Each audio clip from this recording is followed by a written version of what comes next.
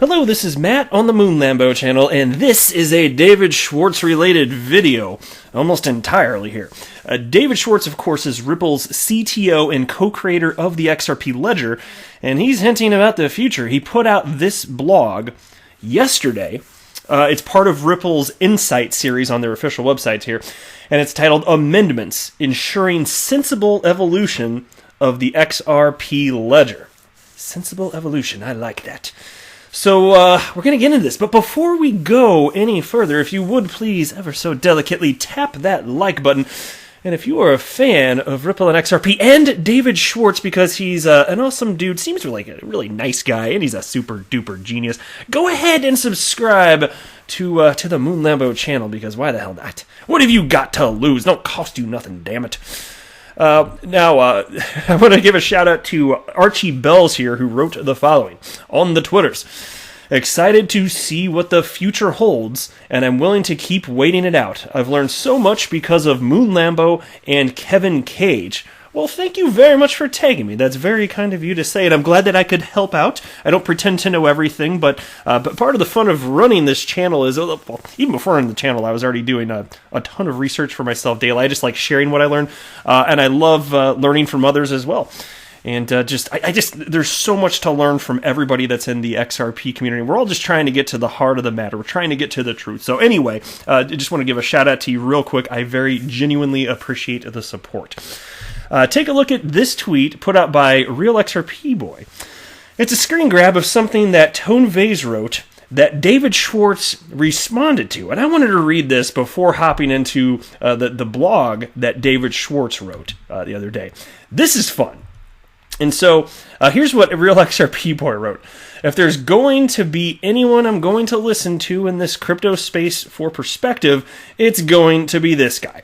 And then he's got the little emoji finger pointing down. And let me assure you, Real XRP Boy here is not referencing Tone Vase. He's referencing David Schwartz here. All right. So take a look at what Tone Vase wrote, who is a notable Ripple and XRP hater. Is it okay to say hater? I mean, just he hates XRP and Ripple. You know, I'm not calling it, I don't know, whatever. He doesn't like it. He's a Bitcoin maxi. So here's what he wrote. XRP consensus is irrelevant because all money had to be printed up front out of thin air. Now, I'll ignore the two obvious typos in that tweet, but yeah, so he's saying XRP consensus is irrelevant because all XRP had to be printed up front out of thin air. Now, consensus, many of you are aware, but for those of you that are not, that there's a consensus mechanism, which is at the heart of the XRP ledger, which is what prevents a double spending within the XRP ledger. It really just is it's about agreeing on the order in which transactions are occurring on the ledger. It functionally serves the same purpose as mining, proof of work. It's just much more efficient. So, with proof of work, it also does solve the double spend problem. You can do this in a much more efficient way. That's what this is, XRP consensus, just in case some of you out there are newer, not aware of that. So here's what David Schwartz said in response to this nonsense from Tone Vase. Satoshi created Bitcoins out of thin air and then designed a system to distribute them. A person who creates value has every right to distribute that value however they see fit, and those who played no role in creating that value have no basis to judge the distribution unfair. And so that's why there are certain Bitcoin maxis out there, and I could not disagree with them more. I feel like it's just a failure in logic when individuals have this opinion. It's that without mining, nothing can be truly fair. In terms of cryptocurrency, there's no other way to distribute in a fair manner a cryptocurrency if you're not engaging in mining, which taints XRP and any other cryptocurrency that doesn't use mining. I could not disagree more. If a market is going to find something has value, then it's going to find something has value. And I'll tell you what, a lot of people the world over find that XRP has not just a market price, it does, but genuine value. And that's what's going to result in I'd say sustainability in terms of XRP usage, okay, but also, as time passes, increased price appreciation. Now, that's not financial advice, no financial background here. I'm just sharing with you an opinion there. Let's go ahead and jump into this piece now. And again, David Schwartz tweeted this out the other day. He wrote, as the XRP Ledger network grows, so does the need for improved governance. The XRP Ledger was designed to provide a robust feature set for the foundation of the digital asset XRP, in addition to settling payments and exchanging digital assets of all kinds. The open source community of developers supporting innovation on XRPL continue making core improvements to the technology to ensure performance, stability, security, quality, decentralization, developer experience, and governance. It's no secret that governance is one of the hardest problems to solve in blockchain technology today. Blockchain is a rapidly evolving set of technologies, so adaptability and consistent improvement are essential. However, as developers in the community increase and servers on the network grow, the governance process becomes more challenging. As the XRP Ledger network grows, so does the need for improved governance. One of the key governance mechanisms that XRP Ledger, uses is the amendment process, purposely designed and built for broad participation. The activation of any changes to the XRP Ledger protocol are coordinated by the community through this process. The changes always begin with an idea for an improvement or new feature, because changes require broad agreement. Discussion of new features often takes place in public forums. Last year, the community discussed a number of possible features and design changes that could be introduced to the XRP Ledger.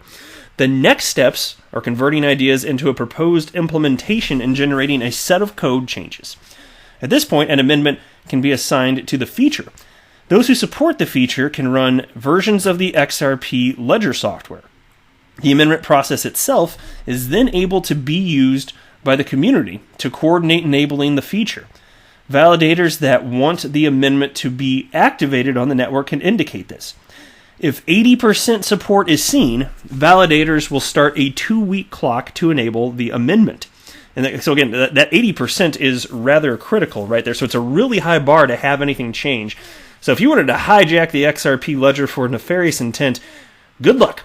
Because part of the reason that, and I don't want to get too off the rails here, but part of the reason that you're really not going to be able to do that is trust actually matters. It's hard to gain trust as a participant within the XRP Ledger, and it's very easy to lose that trust rather, and then people can just ignore you. So good luck, Anyway, the amendment must hold 80% support through the 2 weeks, or the cycle must start over.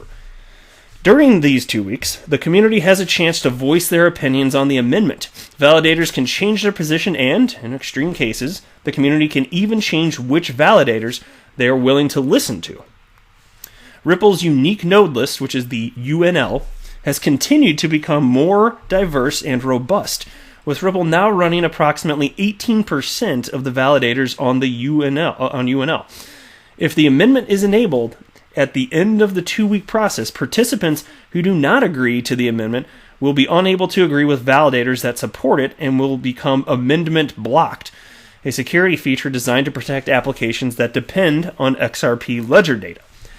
The purpose of this amendment process, and by the way, that effectively means you're no longer participating. Anyway, the purpose of this amendment process is to empower the community to coordinate activation of amendments that do have broad support with minimal disruption, and to avoid an accidental fork if servers do not agree on network rules. Validators cannot activate amendments that don't have broad support, because that would just cause the network to fork, and, of course, participants can change what validators they wish to agree with at any time. In the past, amendments have enabled a number of new features and fixed many minor bugs. Support for managed multi-signing was enabled by amendment, as was the Ledger's on-chain escrow and payment channel features. And by the way, I'd like to cite here before going any further. It is not the case that every amendment that Ripple has ever proposed has been approved. There have been I wish I could remember what they were off the top of my head. There's at least one that I'm thinking of, and I can't remember the specifics. It's at the edge of my brain. But Ripple proposed something, and it did not go through. So, again, it just goes to show how decentralized the XRP Ledger is. Anyway, managed multi-signing allows an account to have a number of signers with a quorum required to execute transactions. Members of the quorum can manage their own credentials. Payment channels dramatically improve scalability by permitting transactions to take place off the ledger, but still be secured by the ledger. Today, one new feature proposed in the amendment process is deletable accounts and is waiting to acquire and retain an 80% supermajority before it activates. This feature allows XRP Ledger accounts to be removed from the ledger and recover most of the reserve locked in the accounts for spam prevention. These changes and future changes made through the amendment process will bring further trust to the ledger and ensure that XRP Ledger continues to experience high performance without downtime. The XRP Ledger amendment process will continue to ensure that new features are responsibly activated by the community in a measured way and protect against accidental network forks. So I'm glad that he addressed all of this stuff. You're just kind of talking big picture of the direction as this is all going. Now, as far as deletable accounts, it would be nice to be able to get that reserve back. I know it's just 20 XRP, but can you imagine if you're never able to get that back, and if the reserve were never even reduced? Now, the reserve used to be much higher. I think it used to be like 300, if I'm not mistaken, something along those lines. And then the price of XRP has gone up. It has been adjusted over time, so now it's 20. But can you imagine if that weren't ever adjusted? And then just 20 years from now, you've just got like 20 XRP locked up and it's worth who knows what.